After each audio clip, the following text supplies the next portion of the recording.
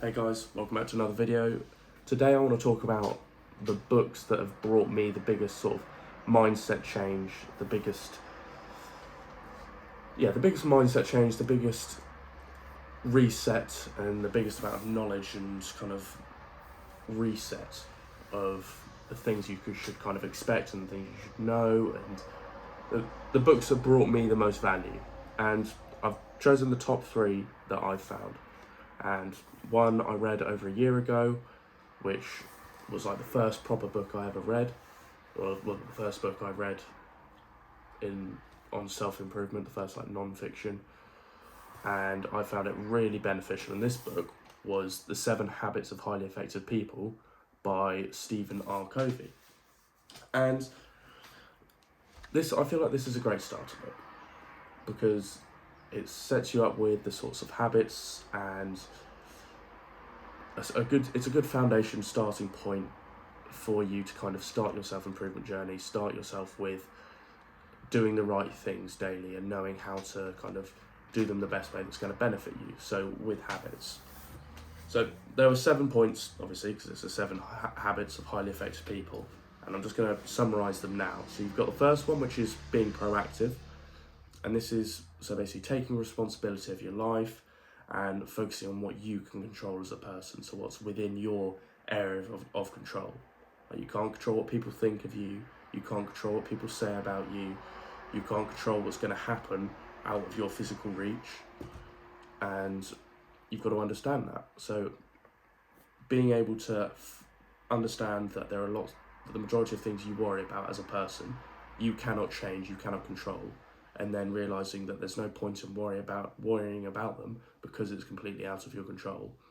Then you have so much more time, so much more free space in your mind to go and think about other things that are more important that you can control.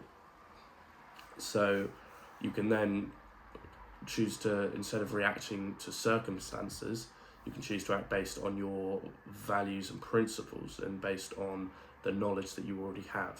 And you can choose to learn from those kinds of things. So that's principle 1, which is being proactive. Principle 2 is to begin with the end in mind. And this is something I believe in a lot because it's very important to define your long-term goal, your long-term vision, define what you actually want to achieve. And this may change over time, but you've got to always have like a goal in mind. And it's really important that you start each and every day with a clear understanding of what it is you want to achieve, either long-term or throughout that day. So it's something that I do need to reread this book just to go over it again and kind of re-imprint myself with the values inside the book, the value inside the book, and the knowledge that's there. But being able to start each day with a clear vision of what you want to do, what you want to achieve, and how you want to get better is very important. Number 3 out of 7 is put the first things first. So this is prioritising your tasks and activities based on their importance and urgency. And lots of people will be thinking, oh, well, I've got so much to do. I've got tons of jobs and kinds of things that are really, really going to help me. But if you categorise them based on importance and urgency, this is how you're going to figure out what's most important, what is the main task that you should be focusing on. So importance is how much is it going to benefit you? How important actually is the task? Is it something that's really going to benefit you immediately, or is it just it's something average? And then urgency is, well, how urgent is it? How urgent is that task? What is there a time limit on it? Do you have to do it by a certain time of the day? Is it an assignment due in by the end of the week? How urgent is that priority, that activity? And then if you categorize it by, so most important is going to be important tasks, important and urgent tasks. Then you've got urgent tasks. Then you've got important tasks. Then you've got non-important and non-urgent. They're just like do the washing. Simple, boring tasks. Number 4, seek for a win-win. So this is like an aspect of negotiation, and it's always to try and find the best settlement for whatever situation you may be in, so that whoever you're talking to, whatever person and opportunity it may be, you've got to try and present it so that there is a win for both of you. You're both going away from that situation with something you aimed to get out of it, and to seek mutual benefits for each other. So you've got to aim for agreements that's going to satisfy the needs of both yourself and the other person that you're trying to agree with. So let's say I'm doing a business deal. I want to make sure that that person that I'm selling to, they go away with a product that's going to help them, but I go away with more money and having sold a good product. Number 5 is seek first to understand. Now, this is important, but it's seek first to understand and then to be understood. So you've got to figure out basically the other person's point of view before you go and immediately judge them, disagree or agree with what they're saying. Try and figure out what they're actually talking about.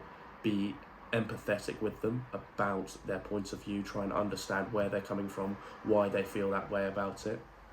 And then, so once you understand it to the best of your ability, try and see it from their point of view, then you can explain your point of view to them using their point of view. So once you've understood their point, you can then explain yours that's going to relate to them in a much better way. Number 6 is to synergize. So this is fostering creative cooperation by value and leveraging differences. So embrace your diversity, embrace your differences, and actively seek out differing viewpoints so that you can constantly learn and generate better solutions for ideas and situations that you may be in to help reach that collective goal that you may have with a group of people. Now, number 7, this is pretty basic, but it's called sharpen the saw. And this is to continually keep going over these 6 points and just sharpening the saw. Do it, making sure you're doing them to the best of your ability. Keep on refreshing your mind of them and keep building upon them so that you don't stay in the same position, so that you're always benefiting from the value you learned in this book. So that's 7 Habits of Highly Effective People by Stephen R. Covey. I think it's a great book, great starting book, and a good way to kind of start off your habits. And now, the second book in this list is Atomic Habits by James Clear. And I think this is another great book, another habit book, but it's a bit more informational. It's got some more ways to kind of implement the things you learn within the book. And yeah, so another great book. And there are multiple points in this, and it's basically the microscopic and miniature differences that you make each day, the small changes, the small choices that you take day in, day out to slowly improve yourself. And it's if you become 1% better every day, then you're going to be 37 times the person by a year later. And it's all about that compounding progress, that compounding interest. So there are different methods of kind of habits themselves. So the power of Atomic Habits is the small habits, like that plane go past. Anyway, so small habits, and when they're practiced consistently and constantly, they can lead to significant transformations and differences over time. So doing lots of little things will lead to one big thing. And that's really a big thing that you should focus on. It's not always that massive thing that's going to make the difference. It could be lots of small different things that are playing a big impact. Number 2 is the 4 laws of behavior change. So you've got to make the new habit that you want, or the problem. You've got to make the desired habit. You've got to make it visible, make it obvious. Then you've got to make it attractive. That's number 2. Make it so associate that new habit that you want with a positive experience, being happy with being stimulated, whatever it is. Make it easy as possible. That's another one. So making sure that doing that new habit is easier than doing the wrong habit, and make it satisfying is the 4th one. So by doing it, you want to create a sense of immediate gratification from doing that and completing that habit. So exercising, you say then you get half an hour on your phone, but you don't get to go on your phone before you've done your exercise, or something like that. Number 3 is habit stacking, so learning to link one habit to another as soon as you've done it. So wake up, cold shower, drink your litre of water and have your supplements, and then you go to get dressed or something, and then you crack on with your work, and you don't immediately reach for your phone, and you link this, you get this big old habit chain from habit stacking, which goes from your daily routine, you get that all done, and then you realise by the end of the day you've barely gone on your phone, you haven't wasted any time because you've been subconsciously using these habits. And then another thing is the role of your environment, so using your environment to your advantage, not having any distractions, not having things that you can pick up and play with, trying to stay focused in your work and having like a clean desk, that sort of thing.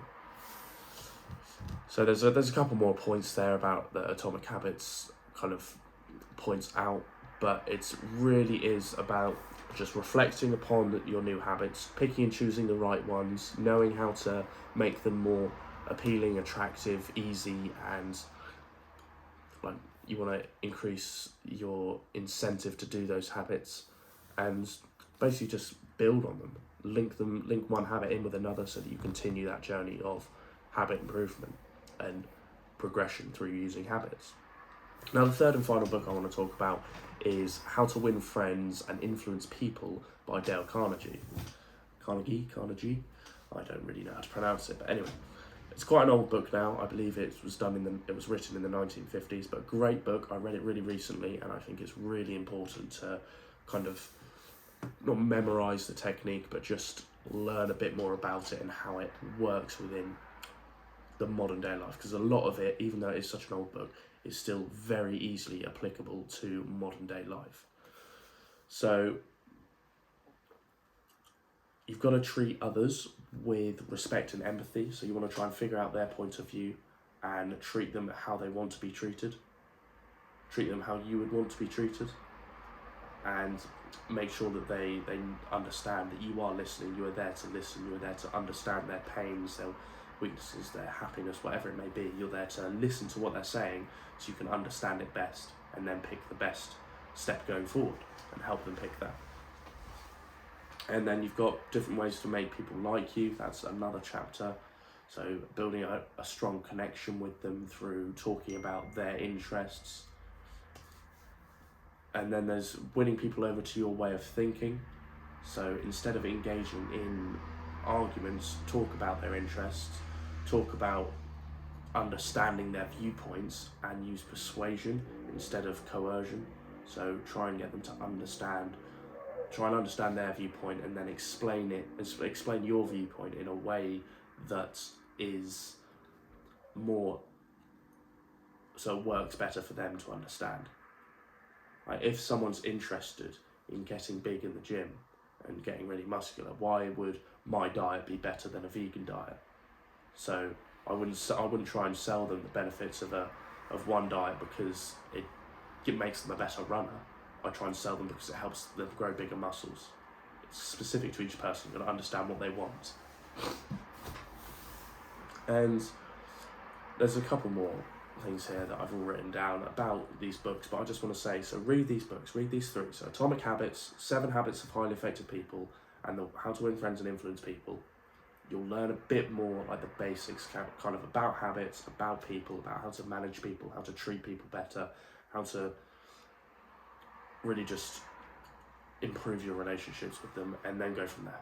You can find new books that are more interesting in the topics you like, whether it be more habit stuff or whether it be more kind of social negotiation, that kind of thing.